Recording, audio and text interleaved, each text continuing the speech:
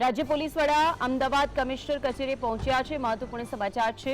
Ahmedabad commissioner કચેરી રાજ્ય police વડા પહોંચ્યા છે। ડીજીપી વિકાસ સહાય નવી કમિશનર કચેરીની મુલાકાતે છે।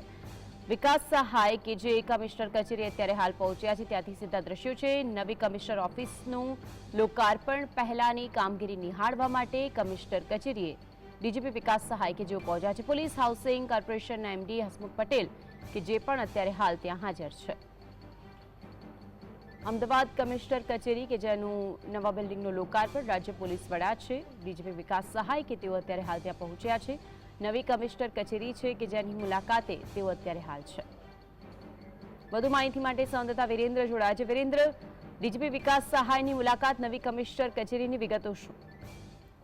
માનસી કે રાજ્યના પોલીસ વડા છે જે સાઈબાગ ખાતે અમદાવાદ કમિશનર કચેરીએ પહોંચ્યા છે, જેની અંદર ડીજીપી વિકાસ સહાય દ્વારા જે નવી પોલીસ હેડક્વાર્ટર આવેલું છે તે પોલીસ હેડક્વાર્ટરની પાસે જ નવી પોલીસ કમિશનરની કચેરી બનાવવામાં આવી છે। તે પોલીસ કમિશનરની કચેરી હાલ લોકાર્પણ થાય તે પહેલા જ રાજ્યના પોલીસ વડાની આ વિઝિટ છે અને તેમના સાથે ઉચ્ચ અધિકારીઓ પણ આવી પહોંચ્યા છે। જેની વાત કરવામાં આવે માનસી તો પોલીસ હાઉસિંગ કોર્પોરેશનના એમડી હસમુખ પટેલ પણ છે। હાલ ઉચ્ચ અધિકારીઓની જે શહેર પોલીસ કમિશનર કચેરીની જે નવી કચેરી બનાવવામાં આવી છે તેની અંદર જે કોન્ફરન્સ હોલ છે તે કોન્ફરન્સ હોલની અંદર ઉચ્ચ અધિકારીઓ દ્વારા બેઠકનો દોર પણ ચાલી રહ્યો છે। તેની અંદર અમદાવાદ શહેરના ઉચ્ચ અધિકારીઓ હોય કે રાજ્યની અંદર જે ગાંધીનગર ડીજી ઓફિસમાં બેસતા ઉચ્ચ અધિકારીઓ હોય તે પણ સામેલ છે। જે લોકાર્પણ થવાનું છે શહેર પોલીસ કમિશનર કચેરી સાઈબાગ ખાતે તે લોકાર્પણ પહેલા રાજ્ય પોલીસ વડાની આ વિઝિટ છે। માનસી, આજે બેઠક યોજાઈ રહી છે, આપે કહ્યું કે ઘણા બધા મુદ્દાઓ ચર્ચાવાના છે। ડીજીપી વિકાસ સહાયની આ મુલાકાત છે, કયા કયા ખાસ મુદ્દાઓ હોઈ શકે વિરેન્દ્ર? બિલકુલ થી માનસી, કારણ કે નવી પોલીસ કમિશનર કચેરીનું લોકાર્પણ થાય તે પહેલાની આ વિઝિટ છે, તેમજ શહેરના પોલીસ કમિશનર જીએસ મલિક પણ આ બેઠકની અંદર હાજર છે અને તેમના દ્વારા જે અમદાવાદ શહેરની વાત કરવામાં આવે કે જે ક્રાઇમને લગતા હોય કે અલગ અલગ જે મુદ્દાઓ છે સાયબર ફ્રોડને લઈને તેની પણ ચર્ચા થાય તો કોઈ નવાઈની વાત નહીં હોય। ડીજીપી વિકાસ સહાય છે, આપે કહ્યું કે Ahmedabad police commissioner GS Malik તે પણ આની અંદર ઉપસ્થિત છે। અત્યારે રાજકોટની ઘટનાઓ પછી અનેક જગ્યાએ અત્યારે ફાયર સેફટીની વાતો, તેમાં પણ કડક હાથે થતી કામગીરી, શું એ બધા મુદ્દાઓ પર ચર્ચાઈ શકે છે? વધતા જતા ક્રાઇમ રેટ? બિલકુલ માનસી કહી શકાય, કારણ કે ઉચ્ચ અધિકારીઓ પણ થોડાક સમય પહેલા અમદાવાદ શહેર પોલીસ કમિશનર જીએસ મલિક દ્વારા પણ તપાસના આદેશ આપવા જગ્યાઓ પર કાર્યવાહી પણ હાથ ધરવામાં આવી હતી।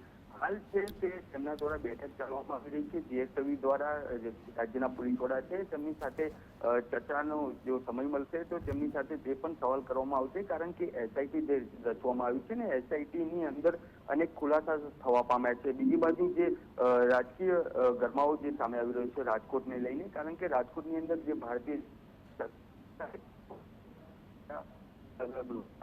સામે આવી રહ્યા છે તે મુદ્દા ઉપર પણ એસઆઈટી દ્વારા પૂછપરછ કરવામાં આવશે કે નહીં તે પણ રાજ્યના પોલીસ વડાને આપવામાં આવશે। માનસી, આશરે કેટલા સમય સુધી આ બેઠક ચાલવાની છે વિરેન્દ્ર? હાલ થોડીક સમય પહેલા જ રાજ્યના પોલીસ વડા માનસી આવી પહોંચ્યા છે। હવે ઉચ્ચ અધિકારીઓ દ્વારા ચર્ચા ચાલી રહી છે, નવીનીકરણ છે, બીજી બાજુ જે અલગ અલગ મુદ્દાઓ પણ સામે આવી રહ્યા છે, અગ્નિકાંડ હોય કે ફાયર સેફટી હોય તેને લઈને પણ જે અલગ અલગ ઇસ્યુ જે રાજ્યની અંદર જોવા મળી રહ્યા છે તે મુદ્દાઓ પર ચર્ચા થઈ રહી છે કે નહીં, કયા કયા મુદ્દાઓ પર જે ચર્ચા કરવામાં આવી છે તે જે તમામ અધિકારીઓ જે હાલ બેઠા છે બેઠકમાં તે બહાર આવે ત્યારબાદ જ ખ્યાલ આવે। અંતિમ પ્રશ્ન, અમદાવાદની અંદર પણ જે રીતે હત્યાના કિસ્સાઓ સામે આવ્યા છે અલગ અલગ જગ્યાઓથી, શું તેને લઈને પણ ચર્ચા હાથ ધરાશે? કઈ રીતે તેને રોકી શકાય? બિલકુલ, કારણ કે અલગ અલગ જે અમદાવાદ શહેરની જો વાત કરવામાં આવે તો અસામાજિક તત્વોનો આતંક હોય કે અલગ અલગ હત્યાઓ હોય, છેડતીના બનાવો જે બનતા હોય છે તે સંદર્ભે પણ ચર્ચા કરવામાં આવી છે કે નથી આવી, તે મુદ્દા પણ જે પોલીસ પેટ્રોલિંગની જે વાતો કરવામાં આવતી હોય છે તે વાતો પણ પોકળ સાબિત થતી હોય છે, તે મુદ્દા ઉપર ચર્ચા કરવામાં આવશે કે નહીં આવે। બીજી બાજુ જોવા જઈએ તો અલગ અલગ અત્યાર સુધી જે વાતો કરવામાં આવતી હોય છે રાજ્યના પોલીસ અલગ અલગ જિલ્લાઓની પોલીસ કર્મચારીઓ હોય કે અમદાવાદ શહેરની જો વાત કરવામાં આવે તો તેમના દ્વારા પણ જે દાવા કરવામાં આવતા હોય છે કે મોડી રાત સુધી પેટ્રોલિંગ ચાલતું હોય છે, પરંતુ એ તમામ પેટ્રોલિંગના દાવા પોકળ સાબિત થતા હોય છે ને અનેક ઘટનાઓ બનતી હોય છે, હત્યા હોય, લૂંટ હોય કે ધાડ હોય, પરંતુ પોલીસ દ્વારા કેવો આરોપીઓ તેમજ જે ગુનેગારો છે તેમની ઉપર સકંજો કરવામાં આવે છે તે જોવું રહે। બિલકુલ વિરેન્દ્ર, આપ જોડાયા અને વિગતો જણાવી તે બદલ આપનો આભાર।